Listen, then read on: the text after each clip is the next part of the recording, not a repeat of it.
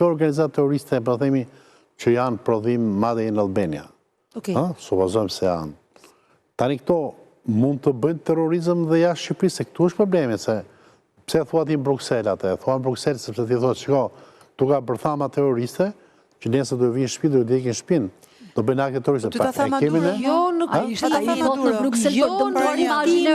Jo në kuptimin penal, nuk është në kuptimin teknik juridik. Ka shumë diferencë. është vetëm për votin në imazhin e Ramës, ka që shëllimi Berishës, nuk të rëmbëhen Berisha se Berisha e di vetë çfarë niveli krimi ka Shqipëria për shkak të sigurisë vetë. Në aspektin juridik është thjesht një hiperbol dhe nuk ka asnjë lidhje konkrete me atë që është koncepti.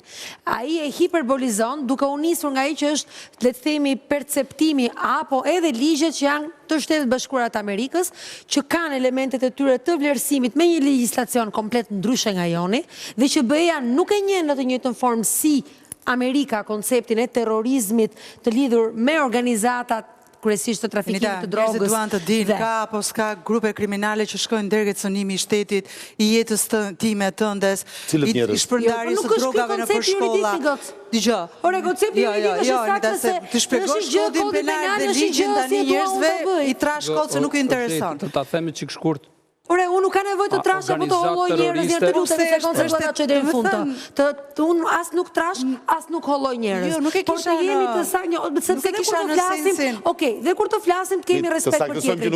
Të saksojmë, ne këtu po flasim për aspektin e terrorizmi në konceptin po të del presidenti ky me Maduro, e ke lexuar çfarë thot për Maduro? Ore, Maduro e kam lexuar dhe më mirë se ti dhe konceptin juridik edhe më mirë se ti, po që puna po nuk është ky koncepti.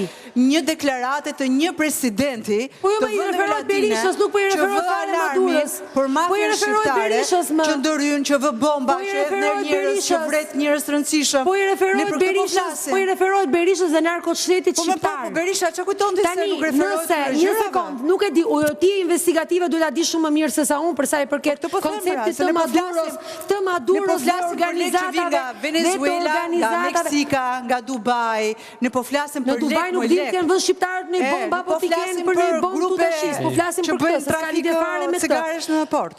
Po flasim për lek. Po këtu po flasim për trafik cigaresh apo në trafik tjetër. Këtu po flasim për organizata kriminale. Ka apo s'ka organizatë terroriste në Shqipëri? Pyetja ime është për ty. Ka apo s'ka organizatë terroriste në Shqipëri? Meqense je fushës, njeh mirë kodin penal, njeh të gjithë strukturën e dënimshmërisë, të lutem më përgjigj pyetjes. Ka në Shqipëri apo nuk ka organizata terroriste të klasifikuara sipas konceptit të kodit penal organizatë penal për organizatën terroriste. Po patjetër njerëzit duhet janë të informuar edhe mbi kodin penal. Ti e di që të gjithë neve në moment që kodi penal publikohet në fletorë zyrtare, duhet ta dimë që të gjithë.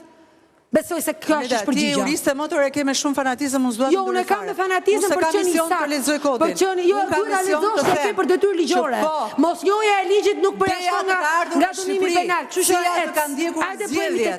Organizata të tjera lizbatuese nga gjithë bota dhe Europa të kanë ardhur në Shqipëri. A kjo organizata terroriste, më po flasim për terrorizëm. Po një sekond, terrorizëm. Po më pse çka ndan terrorizmin nga organizata kriminale? Çfarë ndan?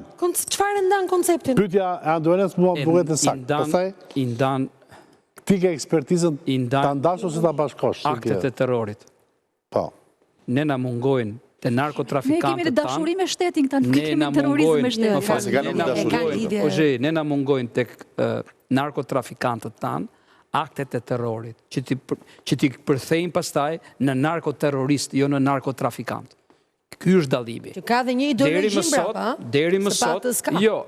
Duhet patjetër koncept ideologjik. Jo domosdoshmërisht ke narkoterrorizmi është thjesht vënia në gjendje terrori, frike, të institucioneve dhe popullsisë për të mbajtur në kontroll biznesin e të paligjshëm. Ideologjia kush është në këtë rast? Ideologjia është pasurimi përmes kryesor. Kjo është ideologjia. Ne nuk kemi as policë, as gjyqtar, as politikan të vrarë. Po mund të kemi të blerë, profesor.